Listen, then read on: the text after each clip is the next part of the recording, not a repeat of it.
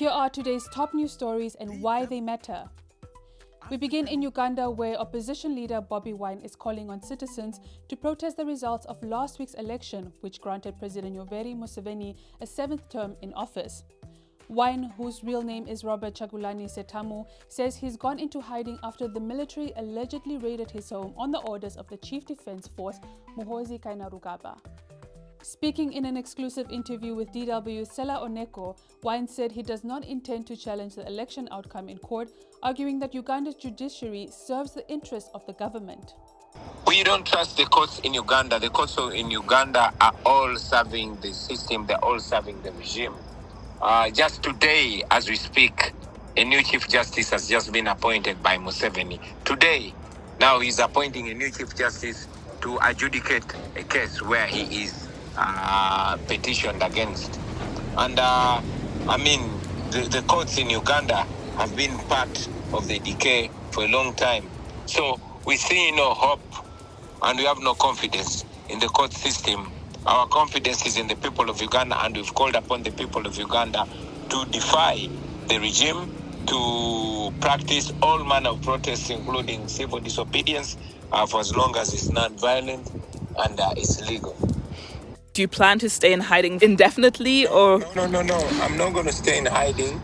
I'll come out when I decide. I stayed in hiding because if I stayed at my place, I would not be able to do this interview. The internet at my house is jammed and the network is cut off. My wife can only make maybe up to a few calls a day, painstakingly. So I'm out of my home in order to be able to speak to the world and to give guidance where I can give guidance, and also to defy the illegal house arrest, to show the regime in Uganda that I can beat them at their game and run away from them, even when they deploy hundreds of military and police officers around my home, but also to show Museveni's son that I am not under his orders. He cannot order me to show up in 2 days, and I will. No, I've not surrendered myself to him, and I will not. South Africa's Supreme Court of Appeal has rejected the government's final bid to stop Nelson Mandela's eldest daughter, Makasiwe Mandela, from auctioning several of the late icon's personal possessions. Why does this matter? The decision paves the way for items such as Mandela's historic 1990 identity document, his signature floral shirts, personal letters, signed books, gifts from global leaders, and even the key to his Robben Island prison cell to be put up for sale. The ruling marks a major victory for Makasiwe, allowing her to move ahead with plans to raise funds for a memorial garden in her father's honor in his rural birthplace.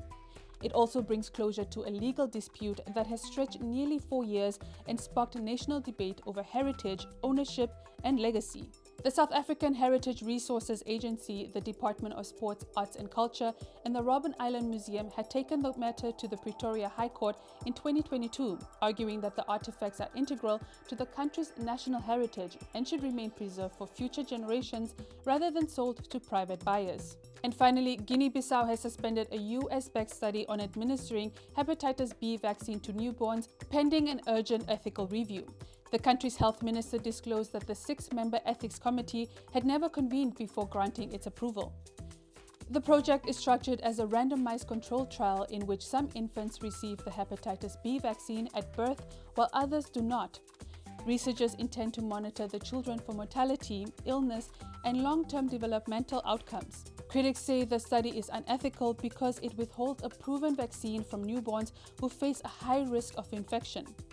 Africa's Centers for Disease Control and Prevention, CDC, backs the government's decision to re-evaluate the trial, emphasizing that research conducted on the continent must reflect African public health priorities rather than external agendas. US officials, however, maintain that the study is still proceeding. The study planned to follow 14,000 newborns over a 5-year period.